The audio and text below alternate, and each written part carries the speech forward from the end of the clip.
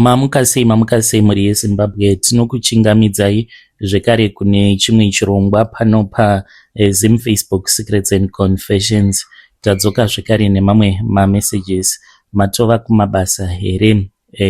Regedzai batapinda muma messages edu atadzoka takakubatirai. Message yedu yekutanga yakamira sekudai so. Hanzi mukomana muri sei zvenyu, ndine nyaya yangu yandinayo. I've never told anyone this story full. Ndakamboedza kuti ndinge ndichiudza mudzimai wangu, but akati hakuna chinonzi chipoko zvipoko hakuna, saka ndainge ndichida kumuudza kuti ndakambosangana nechipoko. Obviously I was not going to tell her kuti ndainge ndachikecha chipoko ichocho, saka akangoti maybe dzainge dziri mbanje dzenyu dzamaisvuta, because ndichisangana nemudzimai wangu ndaisvuta mbanje, ndainwa doro, saka ana kuda kubhiliva kuti zvipoko zviriko, saka handina kuzomuudza. But ndati ndinge ndichingokuudzai mukoma, since you do not judge people for what they tell you. Vamwe vanoti idoro, vamwe vanoti imbanje. Some will say maybe it was just my imagination, but zvandakaona ndinozviziva, ndakaona chipoko mukoma. I am a mechanic by profession. Izvi zvakaitika muri mugore ra 2007. Till this day I don't even understand kuti chii chaizvo chakaitika.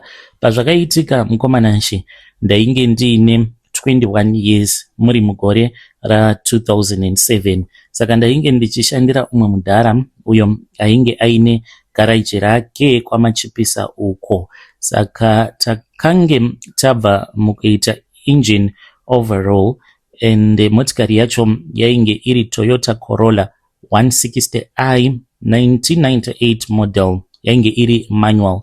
Saka takati tapedza kuita engine overhaul tikagadzira clutch.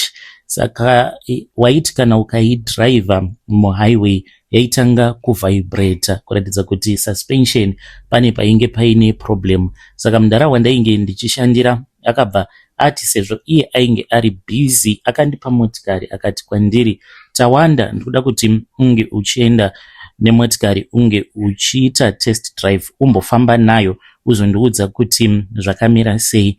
And you know, kana uri usiku it is much easy kuita road test because traffic inenge iri shoma. So I wanted to listen to the engine properly, uye zvekare nekunyatsokufila motikari kuti iri kuburitsa sound yakaita sei. Saka musi iwoyo ndakatobva pagaraji, zuva rainge risati ranyura, ndainge ndichingodrive hangu up and down Simon Mazorodze, sezvo fuel ndainge ndadirirwa yakawanda nemurungu wangu, because muridzi weCorolla aiva munhu aiva aine mari dzake, saka ainge atori one of our biggest customer. Tisati tamupa motikari yake taida kumeka sure mukoma ndichidriver motikari yainyatso kubvuma, pasina kana knocking sound, no sleeping, uchinatsokuona kuti motikari iyi iripo. Saka ndakati ndisati ndadzokera kugaraji ndoda kuti ndinge ndichimboizorodza, ndobva ndachizoimutsa zvekare ndonzwa kuti inenge iri sei. Ndakabva ndachizoenda kwaZindoga ndikanopaka motikari yangu.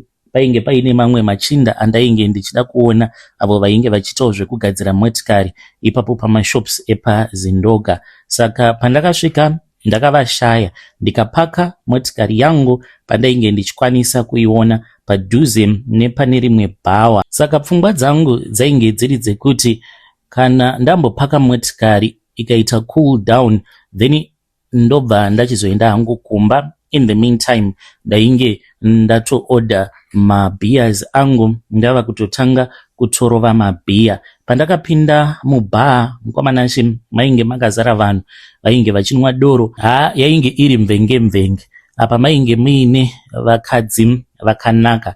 Saka ndaiti kana ndikambonwa ndobva ndabuda panze ndichidongorera motikari yevanhu kuti yainge ichiripo here. Saka pandakabuda panze ndichienda kunorasa mvura, ndapedza kurasa mvura, pandakadzoka mubhawa ndo pandakabva ndachizomuona Chipo. By then ndainge ndisati ndaziva kuti zita rake ainge achinzi Chipo. Pandakamuona mukomana hana yangu yakarova, iye ainge akamira padhuze nekwainge kuchitambwa snooker, but ainge akangomira zvake akabata bhodhoro rake rebhiya.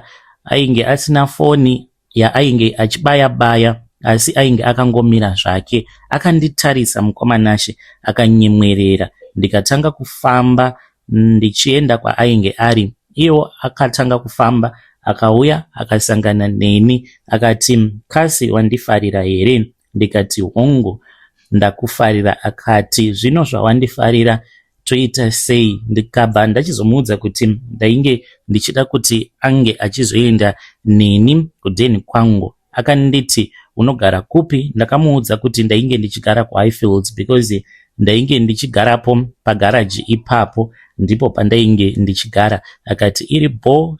Ndakabva ndachizomubvunza kuti ainge achazoda mari for the whole night. Akandiudza, "It is just that ndakanganwa."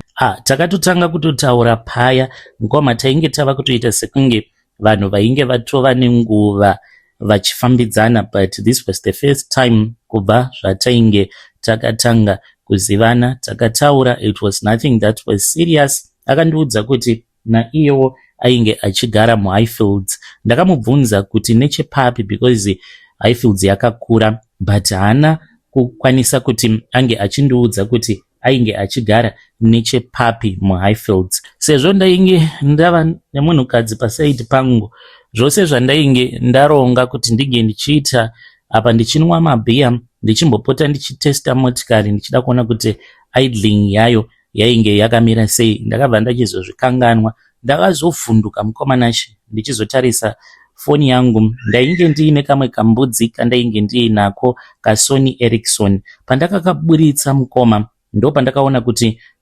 time dzainge dzava kuti past 10 p.m. Iyo akabva achizoti kwandiri, "Tawanda, ndaneta, ndava kuda kuenda kumba." I offered him a lift, ndikati I will drop you off kana kuri kunzi tikasazowirirana, because ainge ava kuti zvekuti ndichaenda kunorara newe handione because ndadhakwa manje ende ndaneta.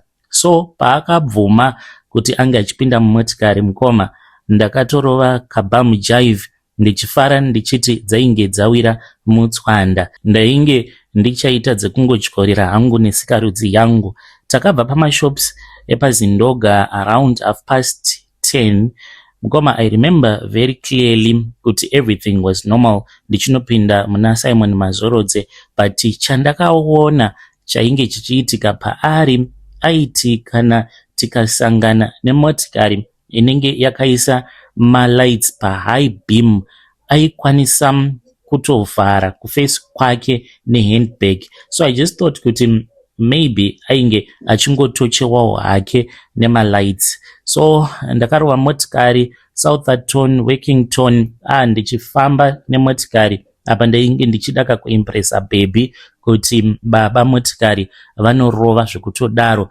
Ndisu uyo we drove towards Highfields. By then mukomanashe nguva dzainge dzafamba. Chakandishamisa mukomanashe ndechekuti takabva paZindoga around 10:30, but tichizonosvika kuHighfields dzainge dzava kuma 3 a.m. Zvinova zviri zvinhu zvakandishamisa kuti unoreva kuti kubva paZindoga kuWaterfalls kubata Highfields ndafamba mahours akawanda kudaro, but I kept on driving. Ndo pandakazomubvunza kuti kwavo kwaainge achigara kwainge kuri kupi nechepapi. Akati almost. Ndo zvaaingotaura. Ndaiti kana ndikamubvunza kuti kumba kwenyu ndekupi, ongoti almost there. By then mukoma ainge ava very rude. Ndakabva ndachizomuudza kuti ainge achifanira kuti ange achindipa at least 1 kunyangwe mumotikari. Akangoti fine. Ainge akatogumbuka akatarisa kuside, akavhara face yake nehandbag raainge ainaro. Saka ndakabva ndachizomisa motikari paside peroad. Ndokubva ndachizomuti ange achizouya kubackseat. Saka akaramba kuburuka akanditi, "Tanga waenda kunorara kubackseat." Ndikamubvunza kuti zvino tainge tichazorara tose sei, inini ndakarara kubackseat. Akangoti ndichauyako ikoko. Ndakati okay, it's fine. Kunze kwainge kwava kutoda kutoichena, because by then it was around 3:30 to 4. ndainge ndava kutya kuti ndaizodarikwa nemukana uyu wekuti ndinge ndichirara naye chipo iyeye. Saka ndakaenda kubackseat ndikatopfeka hangu protector, ndakatogadzirira kuti munhu anga achizouya. Akaburuka mumotikari, kubhenga kwaakaita dhoo mukoma ndakatombovhunduka ndikati munhu uyu anoita sekunge ane maanger issues. Akapinda mumotikari, apinda mumotikari, I don't remember anything kuti chii chakazoitika. Pandakazomuka mukomanashe, it was around 5 a.m. Chakandinetsa ndechekuti pandakamuka ndainge ndakarara ndiri pamusoro peguva, ende guva iroro randakamuka ndakarara pamusoro paro rainge rakatonyorwa kunzi Chipo surname ndaikanganwa, since zviri zvinhu zvakaitika a very long time. Ndakamuka ndiri mumakuva aya ekuHighfields, paHighfield Cemetery Mukoma.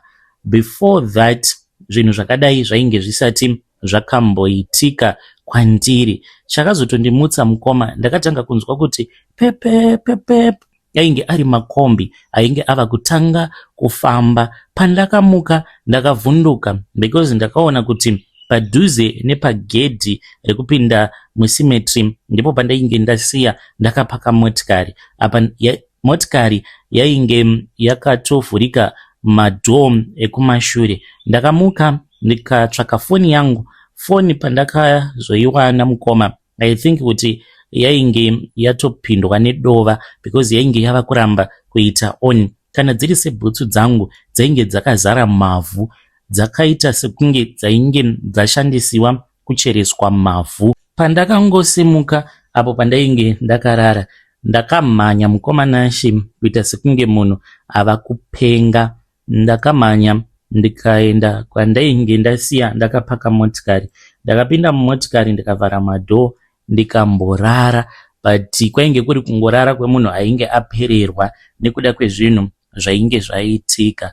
Ndakazoenda nemotikari kugaraji. Mudhara wandaishandira akazotosvikawo late, ndainge ndatopedza kutogeza motikari nechekare. But I can't explain how I ended up ndiri kumakuva. All that I remember Mukomanashe is that ndakasangana na Chipo uyu kumashops kwaZindoga, ende ndikabva naye kwaZindoga ikoko ndichiti ndainge ndichazoenda naye kugaraji, but along the way ainge ava kusanzwisisika zvaainge achiita. Ndikazongoita option yekuti ndinge ndichizorara naye mumotikari, but Mukoma, I don't even understand kuti chii chakanyatsokuitika. Ndakatomboedza kuda kuudzawo mudzimai wangu kuti ndakamboona chipoko, but mukadzi wangu anoti zvipoko hakuna. Ndiyowo secret yangu Mukoma. Hey, vedare ndo message yandakatumidzirwa ichibva kuna Mukoma vedu ava. Zvakangooma hazvo vedwe, hanzi vakakecha chipoko icho chakavati zita rangu ndinonzi Chipo. Strange things indeed they do happen in this world. Ngatitaurei nezvayo nyaya iyi mucomment section. Do you believe kuti zvipoko zviriko kana kuti hakuna? Tell me in the comment section. Rekedzai tibva taenda panyedu inotevera. Nyedu inotevera yakamira sekudai. Hanzi Mukomanashe, please post my story makavigo uchitupa changu history yepamusha watakatenga wehurombwa. Mukoma, takasvika pakuzongosiya musha uyo watainge takatenga. Takangoudzwawo kuti musha uyu wainge wakangosiyiwa nevaridzi vepo vakadzokera kwavo kuMozambique kwavainge vakabva. Takafara Mukomanashe because painge paine minda miviri yainge yakakura. Tikatoona kutoti painge pachiita kuti tinge tichizotanga maprojects. Ndainge ndichida kuzopfuwa huku, nguruve uye zvekare nembudzi nekuchengeta mombe. Saka nemurume wangu chinondirwadza Mukoma ndechekuti takashanda kwemakore anokwana iwo kuita 2 tichirarama nekudya sadza necabbage nemazai. Ndoko hwainge huri upenyu hwedu ihwohwo. Asi Mukoma, zvakaoma. after taunganidza mari kudaro takabva tachizotaurawo nedzimwe hama, then vakabva vachizotiudza kuti kwainge kuine umwe musha wainge uriko kuBhoera. Takazoenda tikazonoona musha iwoyo. Murume wangu iye ainge akanzi nemadzikuru ake aifanira kuti ainge achivakira kumusha kwana amai vake, but iye ainge asingadi, achiti zvinokwanisa kuzonetsa mangwana kana isusu tafa. Akati since baba vangu ndisingavazivi ndava kutoda kutoti ndige ndichitotanga hangu ranguwo dzinza ndoitawo pangu pekuti vana vangu vanozoti apa ndipo pane dzinde redzinza redu. So takaenda kuBhoera tikanoonana nevainge vachazodhila nesu naSabhuku zvekare. Takadhiraivha tikaenda tikanoratidzwa musha. Aiwa, painge pakanaka, painge paine miti yainge yakawanda, nekuti vanhu vepo pavakasiya musha uyu, hanzi vakausiya musha mainge muri muna 2002 vachisiya musha. Saka Sabhuku vainge vaona kuti sezvo makore ainge awandisa, vanhu vacho vasingachazivikanwe kuti vachadzoka here kana kuti havachadzoki, nekuti vakadzokera kuMozambique. Hanzi panguva iya yekuti vanhu vainge vachibva kunana Mozambique neMalawi vakabatwa nemasoja vakaiswa mumatrack vakaendeswa kuMozambique. Saka vakabva vachizoona sekunge zvainge zvakakodzera kuti vange vachizotitengesera musha iwoyo. Musha uyu takazoutenga mainge muri mugore ra2017 tichitenga musha. Takatanga kubhajeta muna 2015 sezvo wainge uine minda miviri yainge yakakura mukoma. Vakati vainge vachida $10,000 ndo mari iyo yatainge takabhadhara, but 10,000 tainge tisina. Saka we ended up paying $8,000 musha iwoyo. Takabhadhara mari ipapo patakaenda kumzimu tainge tiine 4,000 tichiti tinombotanga tabhadhara deposit tozodzokera tichinobhadhara imwe yacho.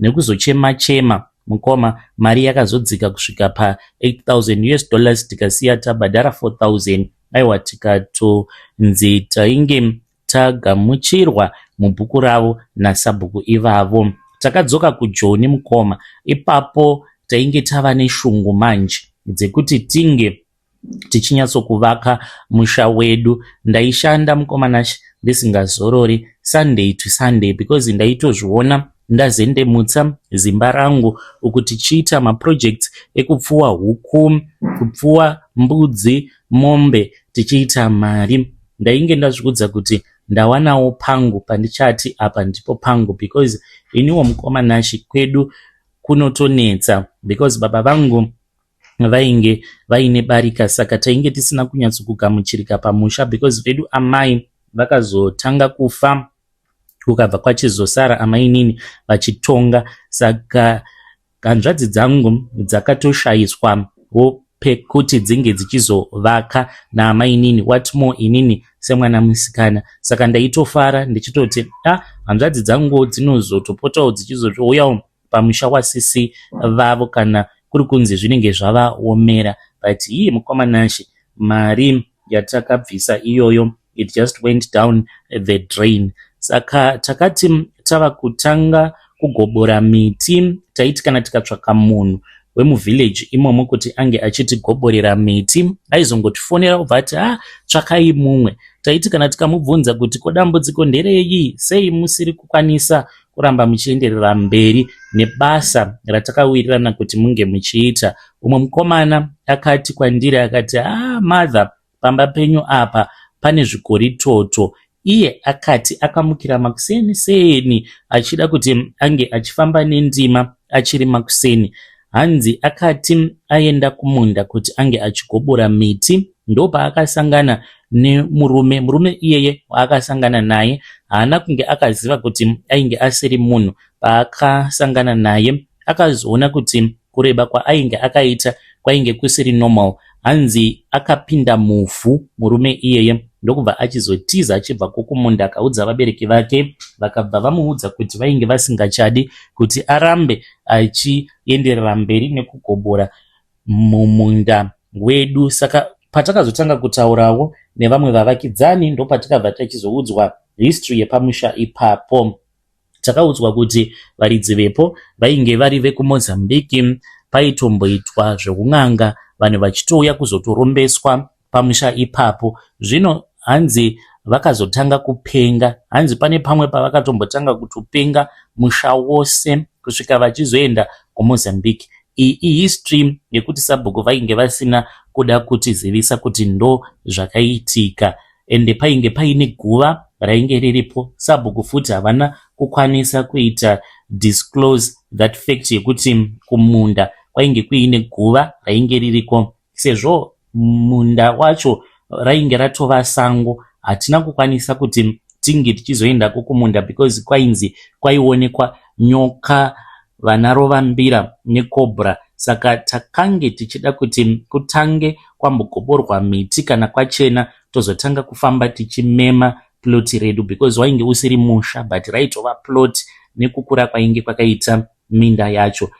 Patakazonzwa information iyoyo yekuti pamba pedu vanhu vepo dzainge dziri n'anga ende vaitira zvekutorombesa, vakazongotiza vakasiya musha wavo mushure mekunge vatombopenga vose musha wose, kubva hanzi kumadzisekuru kusvika kuzvivazukuru zvainge zvichikambaira, hanzi munhu wose ainge ava kupenga. Patakazoudzwa nyaya iyoyo takabva tachizotaura naSabhuku tikati zvino Sabhuku zvazvadai toita sei? Sabhuku akabva achizoti kwatiri tainge tisingafanire kuti tinge tichiteerera makuhwa atainge tichiudzwa nevamwe vanhu vainge vaine godo vemunharaunda.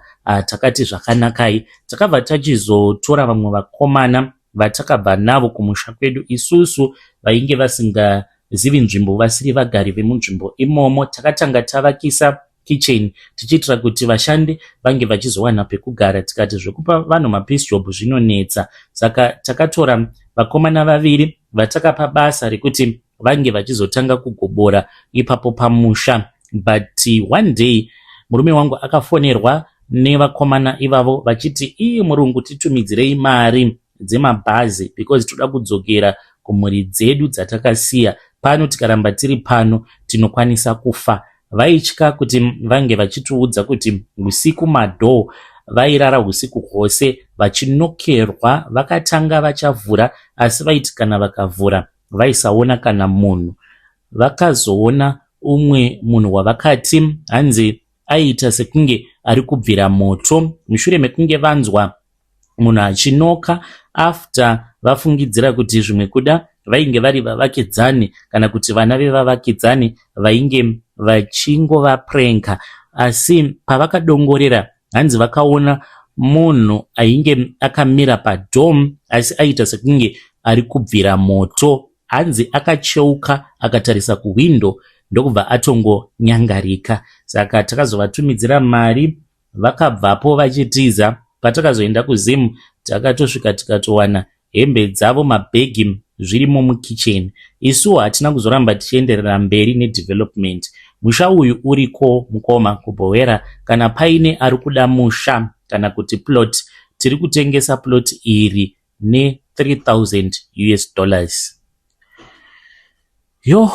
Vedare ndo message yandakatumidzirwa ichibva kuna vahanzvadzi vedu avo vari kuti vari kutengesa musha wavo ne$3,000. Hanzi musha wavakatenga ne10 vakapiwa discount ye2 vakazobhadhara 8 vari kungoda havo $3,000. Hanzi hatichaudi musha uyu. Zvakangoma hazvo veduwe. Hanzi pavakazoendako vachizonoona guva racho, hanzi guva iroro riri pakati pemunda. Nai zviriko kwenyu here zvekuti guva remunhu rinoiswa pakati pemunda? You can tell us in the comment section. Kana kuri kunzi wawana mukana wekutenga musha, ungatenga musha unenge uine makuva here kana kuti kwete? What are the advantages and the disadvantages? Please tell us. Kana kuti munouya kuinbox motiudzawo your own side of the story. Rekedzai tibva taenda panyedu inotevera. Nyedu inotevera yakamira sekudai so. hanzi makadi zvenyu mukoma, ndinokumbirawo kuti munge muchindiposterawo nyaya yangu makavigawo chitupa changu.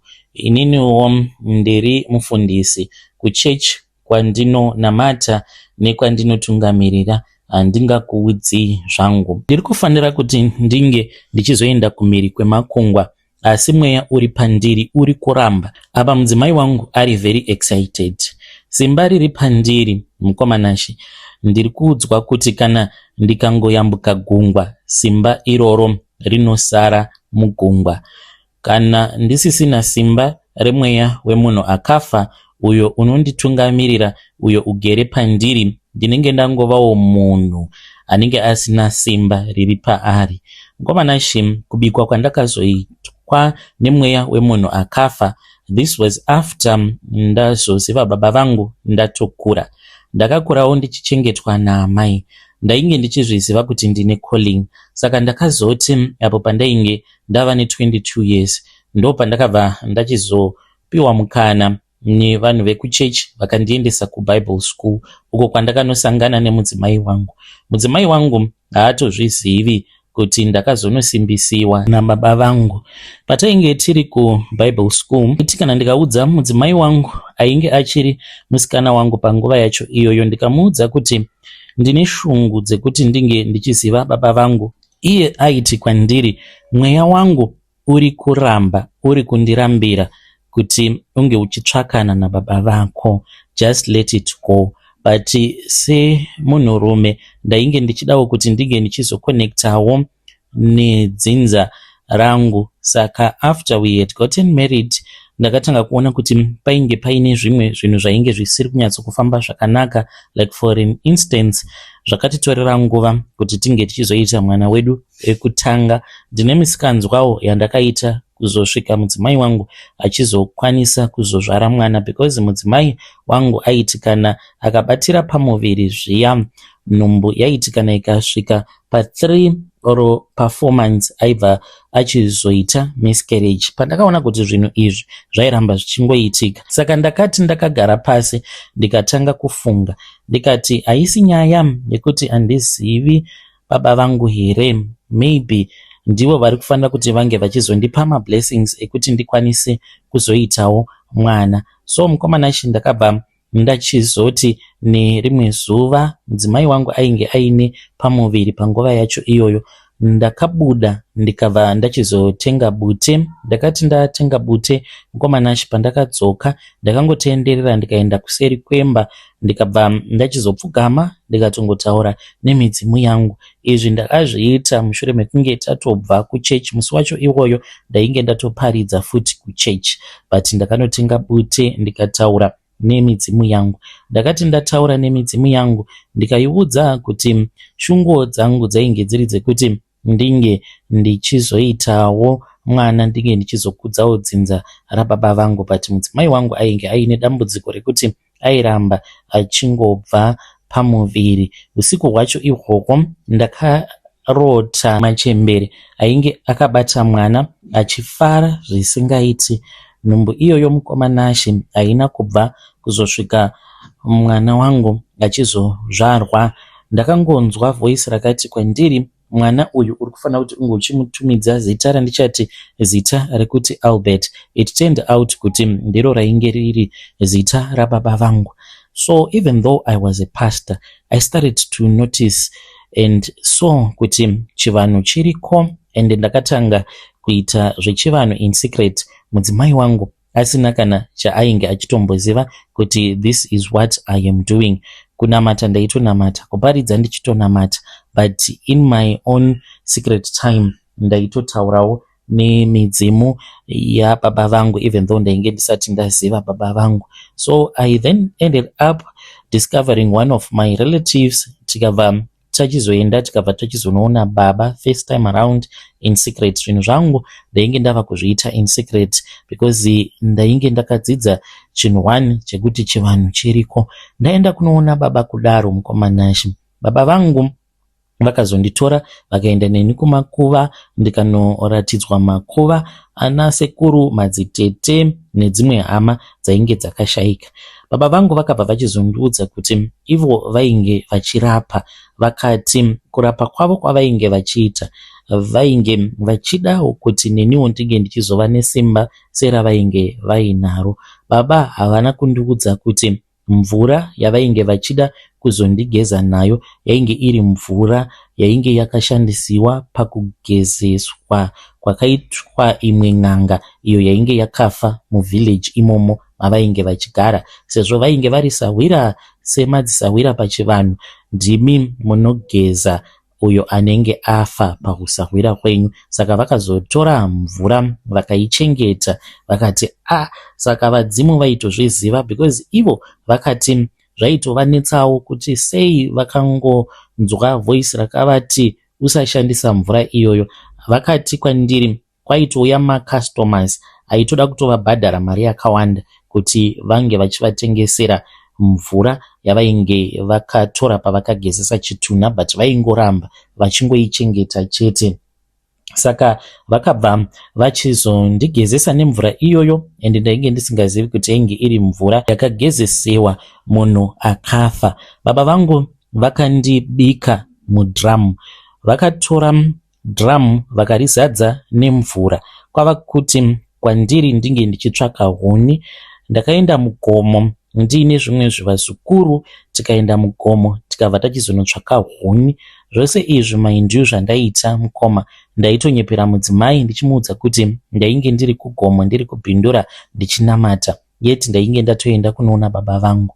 Takaenda mugomo tikanotema huni, tikazadza ngoro, tikadzoka kumba. Ndakabva ndachizonzi ndige ndichibatidza moto, asi moto iwoyo ndakaubatidza ndisina chandainge ndakapfeka, ndakaubatidza kuri usiku. Mvura yakati yakwata, vakandipa bhaketi vakanditi chipinda mudhamu. Ndikati baba kasi muri kuda kundiuraya? Vakati kana, mvura haisi kumbopisa iyi. Vakafamba vakanonyika ruoko rwavo mumvura yainge ichibhoila mukomanashe. Ndikaona kuti baba vangu vainge vaine simba.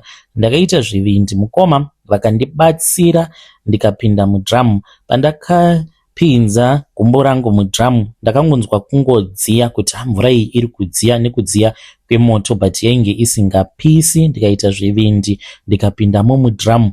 Mvura yaita kukwata all around me ichibhoila. Vakandibika ndirimo mudhamu imomo vachikuchidzira moto usiku hwose. Vakazoti vaneta, vazukuru vakazouya nemamwe madzikoma angu vakauya zvekare, vakaita usiku hwose vachikuchidzira moto ndirimo mudhamu. Ndakamira, ndainge ndakanzi ndainge ndisingafanire kuti ndige ndichigara pasi. Ndaiti kana ndikaneta zviya ndikada kugara pasi, ndobva ndainzwa temperature yemvura yava kutanga kuwedzera, ndobva ndamira usiku hwose mukomanashe ndirimo mudhamu imomo. Vakazondiburitsa makuseneseni, vandiburitsa kudaro, makumbo angu ainge atozvimba. Vakanditora vakaenda neni paguva rasekuru hameno zvavakataura. Then ndokubva vachizondipa chimwe chuma icho chandiinacho. Saka chuma ichi mukoma ndo dambudziko rangu guru. Chuma chinopota chichishanduka kuita nyoka. Dzimwe nguva ndinokwanisa kuti ndiri muchechi zviya ndichitoparidza ndakamira pamberi pechechi, chuma changu chinotoshanduka kuita nyoka. Ende vashoma vanokwanisa kuzviona kuti vamufundisi vane chuma chavo chashanduka kuita nyoka, nekuda kwekuti ndine umwe mushonga uyo wandakatemererwa muropa rangu. Mushonga iwoyo mukoma unoita kuti vanhu vose vanenge vari muchechi panguva iyoyo vange vachingonzwa hope, kungoneta, uye zvekare nekunditya. Ndinotyiwa nekuda kwekuti ndakagarwa nemhepo yemufi. Zvino mufi uyu ari kuti haungaendi kumhiri kwemakungwa, nekuti kana ukangoyambuka gungwa mweya wangu uri kubva wachizosaramo mugungwa, uchasvikako usisina simba. Koma ndinonamata, kana ndikanamatira munhu anenge achirwara, munhu iyeye anobva apora. Ndine imwe miracle yandakapefoma iyo yazokonzeresa kuti ndinge ndichizoenda kumhiri kwemakungwa. Ndichachinja hangu miracle yacho, asi miracle iyoyo yandakapefoma kwainge kuine umwe mukadzi uyo ainge akaoma mutezo wake. Ndakamunamatira kwe21 days akapora aitoshandisa wheelchair. Saka ndiri kunzi ndinofanira kuti ndiye ndichienda kumhiri kwemakungwa nekuda kwekuti kana ndikanamatira munhu anopora kupefoma mamiracles. But mamiracles awa ndinogona kumapefoma chete ndiri muno muAfrica, kungoyambuka gungwa ndinenge ndatova just like any other normal pastor. Dzimwe pfungwa dziri kuti enda ikoko, kana waenda ikoko wokasika kudzidza chero zvaunenge wakwanisa kuti unge uchizowana mamwe mapepa anenge asinei nechekuita nemapepa auchagadzirirwa nechechi, kana kuri kunzi ndinenge ndichikwanisa kuita saizvozvo. Kana kuchechi zvikadhakwawo, then ndobva ndachizongoenderera mberi ndiriko kumhiri kwemakungwa ndichirarama ndichishanda. Ndosiyana nazvo izvi zvekuzvitemba nemweya wemufi. I don't know if it is a good idea. Dzimwe pfungwa dzinoti chibudira mudzimai wako pachena so that ange achizoziva kwakandisiya ane hama dzake dzakawandisa dziri kumhiri kwemakungwa. Ndinotya kutizwa nemudzimai achiti uri musatanist. Yo vedare ndo message yandakatumidzirwa ichibva kuna vamufundisi. Hanzi ndinoshandisa mweya weng'anga yakafa. Yo zvakangoma hazvo veduwe. Ngatitaurei navo vamufundisi ava mucomment section. Regedzai tibva taenda panyedu inotevera. Nyedu inotevera yakamira sekudai. Hanzi mukoma muri sei zvenyu? Ndakaisa vana vemuroora wangu mubhodhoro reZim Gold. Vana ava vose mukoma angova madzungairwa nekuda kwemutoriro uyu wakazouya. Nevasikana vanongoita izvozvo zvemutoriro, vanongonzi vanodhakwa nadzo guka dzakati kuuya. But chokwadi ndechekuti vana ava ndakavaisa mubhodhoro reZim Gold randakanhonga wopamba peng'anga. Akangonditi enda kubhinhu uko unotsvaka bhodhoro rinenge risina chinhu uye naro muno mudare. Nyaya yangu yakatangira apa. Nemuroora takanetsana, takaita joint venture. Zvemajoint venture zvinonetsa mukoma, saka ndaita joint venture nemuroora. Iwo akabva achizoita joint venture nasisi vake avo vainge vari kuSouth Africa. Saka muroora ndiye aipota achienda achinonohodha hembe kuBotswana. Aiti kana aenda kunohodha hembe kuBotswana then tobva tachizodzitengesa hembe idzodzo. Saka chandakazodiscover paari muroora ndechekuti iye ainge ava kuhodha hembe dzakanaka idzo ainge achihodha dziri dzejoint venture yake yaainge achiita nasisi vake. Aiwa vaizvihodhera hembe dzakanaka. Hembe idzodzo dzaiti kana dzikauya 1 2 3 4 days within 1 week dzavo hembe dzinenge dzatotengwa dzapera. Asi ainge achindihodhera inini mukoma ndaitambudzika nehembe idzodzo. Ndaizogumisidzira ndava kutongodzitengesa nemahalf price kuti ndinge ndichiwana mari yandinenge ndakashandisa pakuhodha back. Saka umwe mukadzi uyo ainge aine flea market yake yainge iri opposite flea market yangu, takazotanga kuwirirana. Akati asi muroora wenyu ane utsinye. One day akangodaro because patable pangu mukoma paigara paine old stock.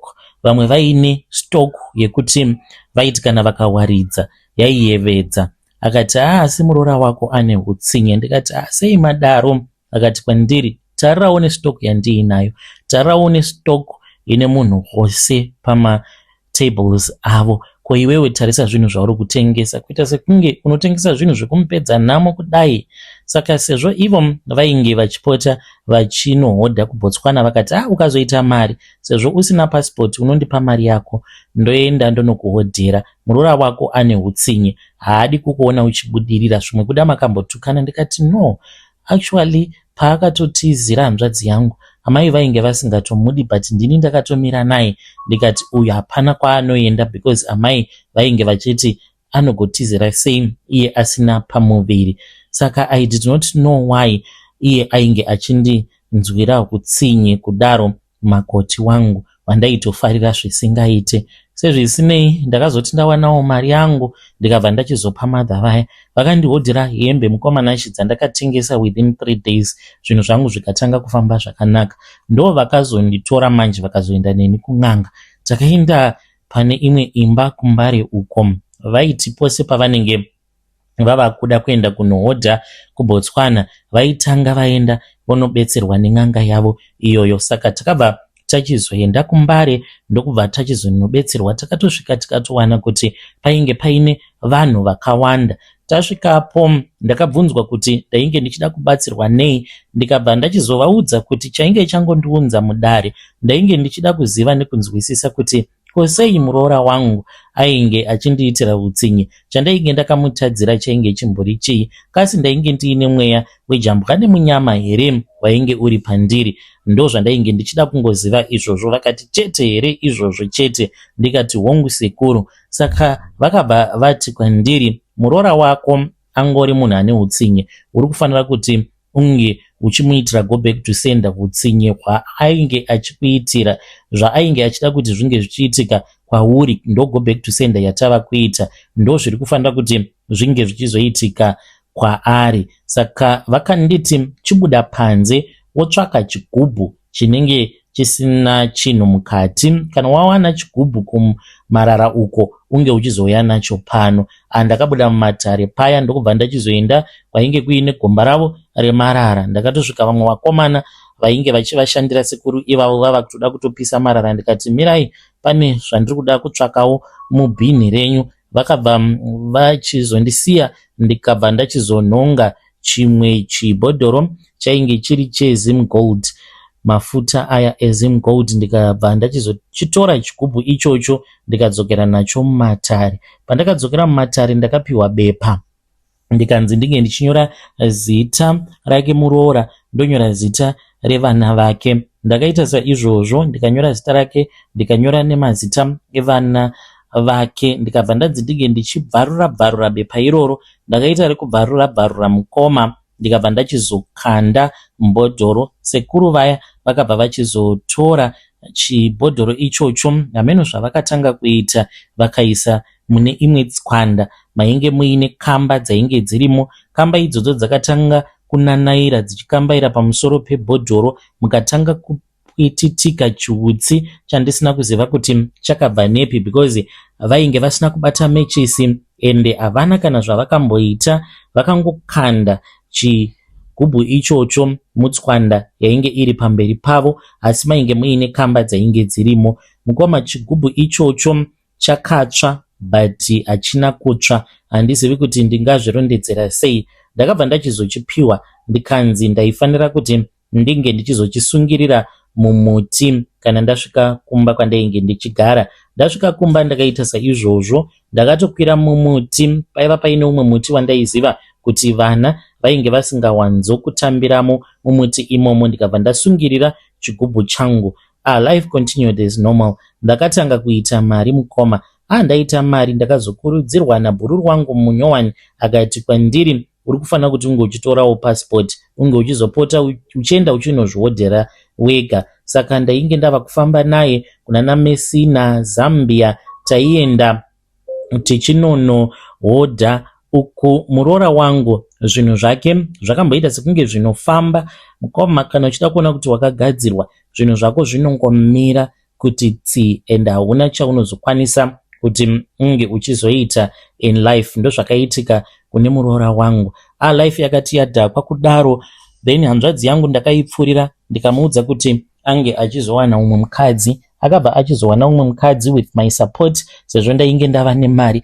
Ndakabva ndachizovatengera stand kushewe kunze, yainge ichiri cooperative panguva yacho iyoyo. Ndokubva ndachizovakurudzira kuti vange vachizonorejista. Ndini ndakabhadhara mari dzacho dzose, ndikavabatsira zvekare nekusimudza imba yacho kushewe kunze. After that ndakabva ndachizomubetsera muroora mutsva kuti ange achizotanga kabusiness nebrother yangu. Ndichizviita izvi ndakazviitira kuti kana akaita settle down achiona kuti life yake yava kufamba, ange achizokanganwa mudzimai wake wekutanga wandainge ndakagadzira zvinhu zvakamuomera mumakoti akadzokera kwavo kumusha. Ikoko ndokwaakazonorohwa nenhamo. Aiti kana akaenda kuJoni aingobatwa nemapurisa otodzoswa kuZimbabwe, akaenda kuBotswana aitorerwa mari nembavha. Saka akazogumisidzira ava kungorarama nemaricho. Asi handina kunge ndakaziva kuti kunyora kwandainge ndakaita mazita evana vehanzvadzi yangu vainge vachazokanganisika kusvika palevhel rakadaro. Vanongodzungaira mutauni umu sewandinonzwira tsitsi mwana wehanzvadzi yangu musikana mukomanashi. I think kana chirwere chatovapo. Ndakambosangana naye kuGlenview achifamba, ndainge ndiri mumotikari ndikamuziva, ndikamisa motikari yangu, ndakadanidzira zita rake ndikati Portia, akacheuka. Ndikabva ndachizotanga kudhiraivha motikari yangu, but mumwoyo mangu ndakabatikana. Asi mhiko dzasekuru ivavo mukomanashi dziri simple. Haufaniri kuti unge uchinzwira munhu tsitsi waunenge wagadzira, because ivo vanoti mutemo wavo ndewekuti kana ukanzwira munhu tsitsi waunenge wagadzira, zvose izvo zvakaitika kwaari paGo Back to Sender zvinozoitika kwauri iwewe nevana vako. Manje mukomanashi hazvingazobudi. Zvingabuda here kuti ndinge ndichizonzi vana vangu vava kutanga kuita zvekutevedzera mutoriro? That one I can't. Zviri nani kuti vana vehanzvadzi vange vachisafa, vachapora havo kana Mwari vava kuti nguva yakwana. Yo vedare ndo message iyo yandakatumidzirwa ichibva kuna vahanzvadzi vedu. Mune utsinye vahanzvadzi, hanzi vachapora havo kana nguva yaMwari yakwana. Musadaro, mune utsinye. But let us try to speak with our sister. Dai matendeuka kureurura kwamaita, dai machitendeuka now. Ngati vabetserei comment section. Rekidzei tibva taenda panyedu inotevera. Nyedu inotevera yakamira sekudai. Hanzi mukomanashi makadii zvenyu? Please post my story makavigawo chitupa changu. Ininiwo ndiri murume uye zvekare ndine makore 52 years yekuberekwa. Secret yekudzinza rekwedu kune ngozi, saka ngozi iyoyo tinoigadza pavashandi vedu kana kuti pavana vavo. Baba vangu mukomanashi vakapara mhosva, nyaya yacho ikatsikwa-tsikwa. Vainge vachidanana neumwe mukadzi ainge ari muC10, ainge achitozivikanwa even naamai vaitozviziva kuti baba vangu vane umwe mukadzi wavanofambidzana naye. Aitomboya achitomboti tora. Saka handizivi kuti amai vangu vaivhundutsirwawo here sezvo mukadzi wacho ainge ari muCIO. I don't know if she really accepted that woman as the official small house yababa vangu. Baba vangu vainge vaine mari yakawanda, vaiwirirana nemapolitician, especially makore aya nzara payakatanga kupinda muZimbabwe. Sezvo vainge vari munhu wemasupermarket, mamwe mapolitician vaitenga zvinhu in bulk, saka vaizoshandisa mawarehouses ababa vangu kuchengeta chikafu ichocho, vozotanga kuchiburitsa zvishoma nezvishoma vachiitira kuti zvinge zvichizowedzera price, vange vachiita maprofit akanyanya. Saka baba vangu vainge vaine access yekutaura nemabig politician. Ndopa vakazosangana nemukadzi iye uyo watainge tava kutoziva saamainini vedu, but ainge ari muCIO. Baba vangu vakazopara mhosva. Baba vangu vakatsika umwe munhu nemotikari yake. Baba vangu vainge vaine short temper, saka vakatukana neumwewo munhu uyo akava overtaker. Vakatanga kumutevera, vachimutevera kudaro vakatanga kumubloka, ndokubva achizopaka motikari yake. Baba vangu pavakaona kuti ainge aburuka motikari, vakarivhesa very fast, but ivo baba vachitaura vakati vakaluza control because vainge vakajaira kudriver manual. Mazuva acho iwavo vainge vava kufamba neBenz yainge iri automatic. Sezvo vainge vasati vanyatsokuijaira motikari iyoyo, pavakatsika mafuta vakabva vangononyudza gumbo mutengi, ndokubva vatongonorova munhu iyeye akashaya kwekutizira, ndokubva vamudhuma. Izvi zvakaitika usiku.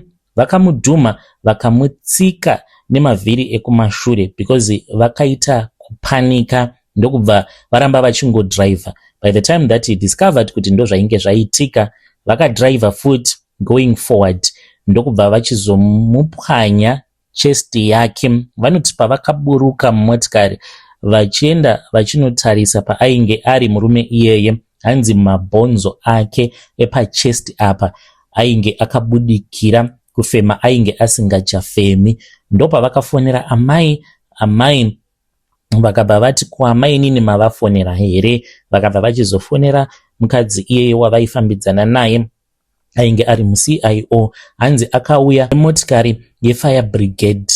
Vakatora motikari vakaitowa. Baba vakaramba kutiudza kuti vakaenda nayo kupi motikari iyoyo, asi hanzi akazonopisirwa motikari make, ikangosiyiwa motikari iri payainge iri. It was as if yakangoputika motikari, munhu akatsviramo mumotikari make, but baba ndivo vainge vakamuuraya murume iyeye. Saka ngozi yakatanga kupfukira muCIO, hanzi ainge ava kungogara achingorohwa nevanhu vaainge asingaoni. Vakafamba naye vakaenda kunana nyanga Zambia, kunosvika kunana Ndola, vachibetserwa nen'anga dzakasiyana-siyana. But hanzi mweya wemunhu akazoti, iwe ndiwo wakandiuraya, apa wava kufamba futi mun'anga uchida kunditsipika, hamanje tinopedzerana, tichasvitsana kure. Vakazobetserwa neimwe n'anga yekuMalawi, but ainge ari muMuslim, vakarapwa nenzira dzechiMuslim. Ndopa vakabva vachizopiwa rimwe bhuku ravakapiwa vakanzi kana vachida kusaidzira mweya wemunhu akafa pamunhu vanonyora zita remunhu iyeye, vobva vachizotanga kudeketerera. Saka each and every day taitozviziva kuti ndiwo wainge wakaita sekunge mutemo wepamusha pedu. Taitongozoona patova naGarden Boy, umwe munyowani zvekare nemusikana webasa pamba pedu, munhu aisashandapo for 2 years.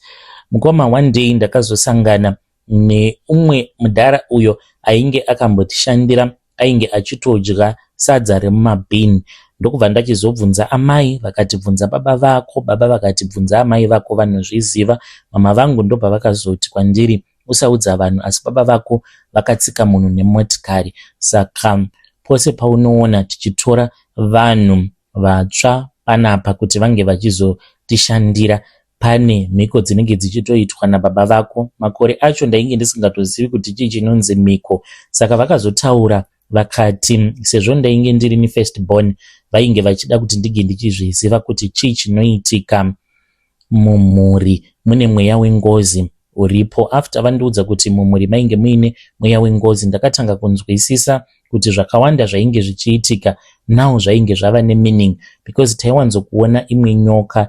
Ndaitotambudzika kuti nyoka iyoyo yandaigara ndichiona yainge iri nyoka mhando ipi, because yainge iri ye red but iine maline black, then musoro wacho wainge uri weblue. Nyoka iyoyo waiti kana ukaiona yaitongoramba yakakutarisa, yaisavhunduka, yaisambotya vanhu, yaizototanga kutofamba. Ende kana dziri sembwa, pamba pedu tainge tiine mabulldogs, imbwa dzaisatomboita hanya nayo nyoka yaityisa kudaro, dzaitongoitarisa. Kana kuri kunzi dzinenge dzakarara dzikavhunduka dzikaiona, dzaingotarisawo dzobva dzatorara kutodzokera kuhope. Zvinhu zvaitondinetsa kuti imbwa ingaona nyoka yotongoignore, yotongoramba yakarara isingatyi nyoka iyoyo. But ndo zvimwe zvishamiso zvaiitika pamba pedu kusvika pari nhasi. Mukoma ndini ndava kutoita marituals awa. Kana kuri kunzi mweya uyu wengozi ukada kutanga kusimuka, because unowanzo kusimuka nguva iya yekuti kwava kutanga kunaya, mvura iya yekutanga kunaya, ndipo paunosimuka mweya wengozi uchida kunetsa. Saka ndinongotora bhuku rangu riya randakasiyirwa nababa vangu, ndonyora mazita evashandi vandinenge ndatora kuti vange vachizotanga kushanda pamba kana kuti kumashops. Ndonyora mazita avo, ndoti unofanira kuti unge uchinogara pana nhingi, usaita nharo, enda unogara pamunhu iyeye nekuti ndiye wandakupa kuti unge uchinogara pamutumbi wake. Ndiyo confession yangu mukoma yandiinayo, isecret yemumhuri. I don't know why ndasarudza kuti ndige ndichitongoshare nemi secret yemudzinza rekwedu. Yo vedare ndo message iyo yandakatumidzirwa ichibva kuna mukoma vedu avo vari kuti ivo hanzi ndivo vakasiyirwa bhuku racho redzinza, bhuku remumhuri. Zvakangooma hazvo veduwe. May God protect all the maids and the gardeners. Zvechokwadi unenge usina kana zvaunenge uchimboziva apa uchishandira vanhu vanenge vaine mweya dzengozi dzinenge dzichivateverera, asi zvakangooma hazvo veduwe. Regedzai tibva taenda panyedu inotevera. Nyedu inotevera yakamira sekudai. Hanzi mukoma makadii zvenyu? Ndakamboba huku, ndaba huku, ndakazobatwa ndichidzungaira ndiri mudanga rehuku pane rimwe prazi kuBeatrice uko. Varidzi vepo paprazi ipapo vakati hatikusungisi asi uchatambura. Ndakaita makore mukoma Nashe upenyu husingafambi. Basa rangu radainge ndagara ndichiita rainge riri rekutengesa huku. Taitohodhesera vanhu huku, but taihodhesera vanhu huku dzataifamba tichiba. Ndainge ndatova nepickup yangu iyo yandainge ndakatenga, yainge iri Isuzu. Taifamba masikati zviya, tikasvika pamba panenge pachipfuyiwa huku tobva taona kuti pamba ipapo panenge pakamira sei in terms of security. Taiti kana tikaona kuti taikwanisa kuzodzoka tichizoba usiku, taizodzoka nemakeji edu, uye zvekare tainge tiine umwe mushonga wataishandisa wekuti vanhu vange vachizorara. Taibetserwa neumwe muprofita aitipa mushonga even though ari muprofita. Saka taiti kana tikasvika pamba pevanhu vatinenge tichida kubira taingopfungaidza mushonga iwoyo, then tobva tachizojamba ringava riri jurawo kana kuti fence, tobva tatoenda zvedu kumatanga, tobva tatonobata huku. Ende huku dzatinenge tichibata dzaisamboita noise, totodziloda mumakeji totobva tachizoenda nadzo kwataiti kubase uko kwainge kuine rimwe danga. Saka huku idzi taikwanisa kutozodzifidha then tozotanga kuzodzitengesa. Saka profit yatainge tichiita yainge yakanyanyisa mukoma. Takabva tachizonzwa kuti kune rimwe prazi rekuBeatrice painge paine huku dzainge dzichipfuyiwa, pane rimwe prazi dzainge dzakawanda. Takaendako tinge tichipretenda sekunge tainge tichida kuzotenga huku dzakawanda. Tikati tatobva kune imwe big supermarket, takataura navo vanhu vaya, then ndokubva tachizobvapo paprazi. After some days ndopa takabva tachizodzokerako nemotikari yedu, tikabva tachizosvikapo paprazi paya. Asi chakandinetsa zuva iroro mukoma, mechisi watainge tiinawo, kuda takaedza kulaita masticks emechis anodarika 15 achiramba kubaka. Ndokubva tachizokwanisa kupfungaidza mushonga wedu, tikabva tachizoenda kumatanga tikatanga kubata huku tichiisa mumakeji. Huku dzacho sezvo dzainge dzakawanda, taitozviona tatorovawo at least 2 trips tichiti apa tabuda bhobho. Mukoma Nashe, umwe mukomana watainge tiinaye, akati achida kubuda panze kuti ange achitanga kurongerera makeji panze, then tobva tachizofonera mukomana watainge tasiya aine motikari, otongorivhesa motikari tobva taloda very fast, tobva tatongobvapo paprazi ipapo. Akati achida kubuda panze akangoti ish gumbo rangu. Tikati kochini, ainge asingakwanisi kubuda panze. Ndakaedza kubuda panze mukoma, ndainzwa kuremerwa kuita sekunge ndagadzwa njanji kumusana kwangu. Takaedza kubuda nepamawindo but hatina kukwanisa kubuda. Kwakasvika pakuchena tirimo mudanga imomo. Chandakangona kuita ndechekuti ndakangofonera driver ndikamuti, shamwari, unoku zvatodhakwa, iwewe chirova motikari uende kumba, tichazokubata. Vashandi vepo paprazi ipapo vakauya vakatiwana tainge tirimo takagara zvino. Apa huku dziya dzose dzatainge tamboloda mumakeji tainge tadziburitsa mumakeji, tangorongedza makeji edu pasaidi. Vakauya mukomana vagoti votanga kutorova nemboma, asi vakafonirwa nemurungu wavo ainge ari kuSouth Africa akati musavarova.